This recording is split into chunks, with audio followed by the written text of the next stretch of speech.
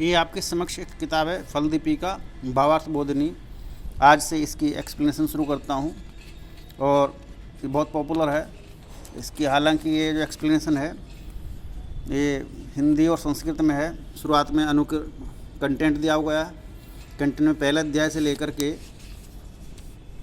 दूसरा, तीसरा, चौथा, पाँचवा, छठा, सातवां, आठवां, नौवां,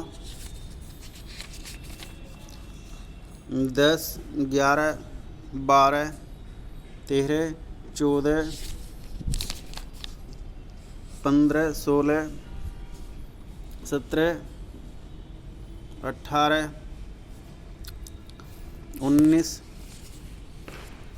20, 21, 22, 23, 24, 25, 26, 27, 28 और अंत में लास्ट में परिशिष्ट में जो है एक तरह उपसंहार, कंक्लूजन मान लीजिए, डिस्कशन मान लीजिए, वो दिया गया है। तो आज से मैं इसकी शुरुआत करता हूँ, इसको एक्सप्लेन करने की विजुअल करता हूँ।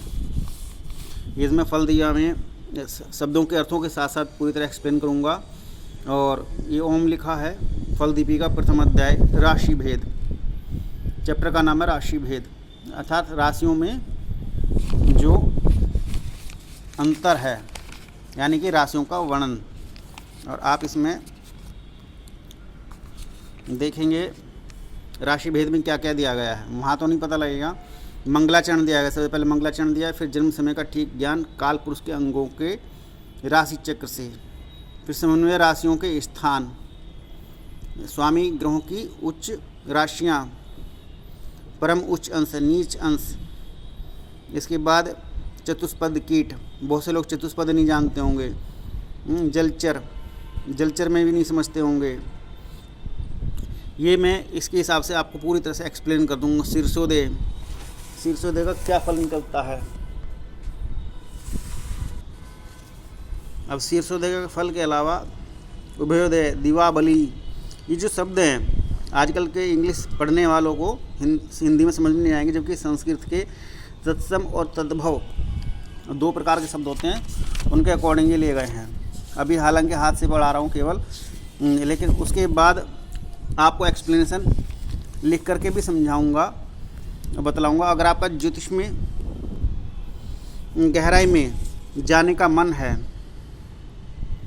तो आप जुड़े रह सकते हैं और आपको अब वर्तमान में विजुअल वीडियो मिलनी शुरू हो जाएंगे। मंगलाचरण है, किसी भी पुस्तक में जो धार्मिक और आध्यात्मिक किताब होती है उसमें ईश्वर की स्तुति की जाती है। तो इसमें ईश्वर की स्तुति मंगलाचरण इस तरह से की गई है। शुक्ल यानी कि सफ़ेद या उज्ज्वल, अंबर जो सफ़ेद वस्त्रों को धारण करने वाले हैं, चंद्रमा के समान वर्ण है जिनका कांति है। चंद्रमा जब पूर्णिमा का होता है तो उसमें एक कांति नज़र आती है। प्रसन्न वदन चतुर्भुज का मतलब 4 भुजा वाले। देवश्री भगवान जो होते हैं, भगवान विष्णु का सब विघ्नों की शांति के लिए ध्यान करें। ये मंगलाचरण में ये मंत्रेश्वर महाराज ने उनकी लिखी हुई किताब है। हालांकि संस्कृत में बाद में आई, पहले जो है किसी और भाषा में थी, शायद तमिल में हो या केरल की जो मलयालम भाषा उनमें से कहीं से एक से है। तो बाद में संस्कृत में आई है, संस्कृत बाद अब हिंदी में है। हिंदी में मैं आपको कंप्लीट एक्सप्लेन कर रहा हूँ। वह परम ज्योति भगवान सूर्य नारायण जो ऊपर आकाश में, देवताओं के आदि वर्ष 6 मास। आपने सुना होगा अयन, दक्षिणायन ज्योतिष में, और उत्तरायण, तो 6 महीने के होते हैं। तो ये क्या कहते हैं, देवताओं के आधे वर्ष तक, पितरों को आधे मास, 1 पखवाड़े। पितरों का कौन सा 1 पखवाड़ा होता है, जो पूर्णिमा के बाद से लेकर के अमावस्या तक, वो 1 पखवाड़ा का जो 15 दिन कहलाते हैं। कृष्ण पक्ष की प्रतिपदा से लेकर के अमावस्या तक क्या हुआ, वो पितरों के आधे मास, पितरों का आधा मास हो गया तक। मनुष्यों को आधे दिन रात, मनुष्यों को आधे दिन और रात क्या कहते हैं, 12 घंटे के लिए एक साथ दर्शन देते हैं। जो कभी बाईं ओर चलते हैं अर्थात जिनकी गति कभी उत्तरायण होती है, और जो कभी दाहिनी ओर चलते हैं अर्थात जिनकी गति दक्षिणायन होती है। हमको अपरिमित है, जिसकी सीमा नहीं, श्री, धन, वैभव, सौभाग्य, सौंदर्य आदि प्रदान करें।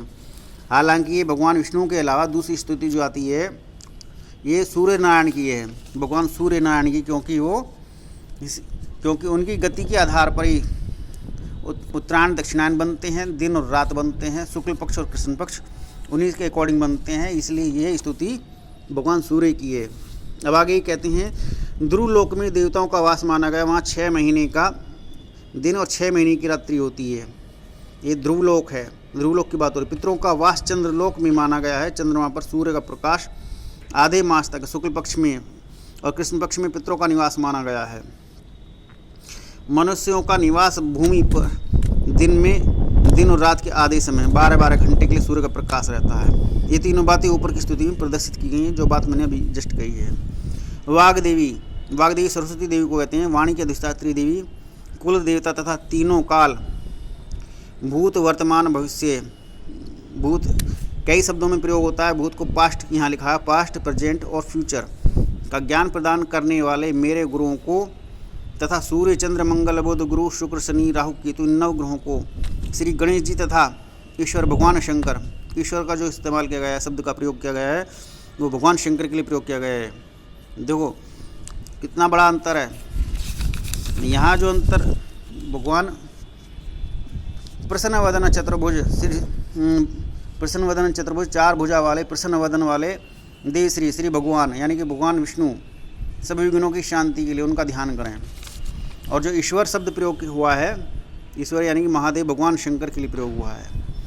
तो ईश्वर में भगवान शब्द में अंतर आ जाता है। को भक्ति पूर्वक प्रणाम करके महर्षि अत्रि, महर्षि पराशर आदि कथित शास्त्र फलित ज्योतिष को संक्षिप्त करके मैं मंत्र सिर ज्योतिषियों की प्रसन्नार्थ फल दीपिका का सरलता और स्पष्टता से कथन करता हूँ, अर्थात उसके बारे में कहता हूँ। इतना आपका मंगलाचरण हुआ। मंगलाचरण तक ही मैं आज रखता हूँ। इसके बाद में आपका नेक्स्ट वीडियो में लगातार चलते रहेंगे, कंटिन्यू रहेंगे। अभी तक मैं ऑडियोज देता आया, जिनको ऑडियो समझ में आती है, लेकिन अब वर्तमान में विजुअल शुरू हो रही हैं। और मैं इतनी मोटी पुस्तक है जो आपके सामने फल दीपिका है, इसको पूरा कंप्लीट 29 चैप्टर तक एक्सप्लेन करूँगा और लिख करके भी करूँगा। और इसके अलावा जन्मपत्रियों के माध्यम से भी, उनकी गुणाभाग के माध्यम से इसके जो सिद्धांत है उनको एक्सप्लेन करूँगा। अगर आपको अच्छा लगे तो आप जुड़े रहिए, और अगर वीडियो पसंद आया तो उसको लाइक करें, शेयर करें, सब्सक्राइब करें। धन्यवाद।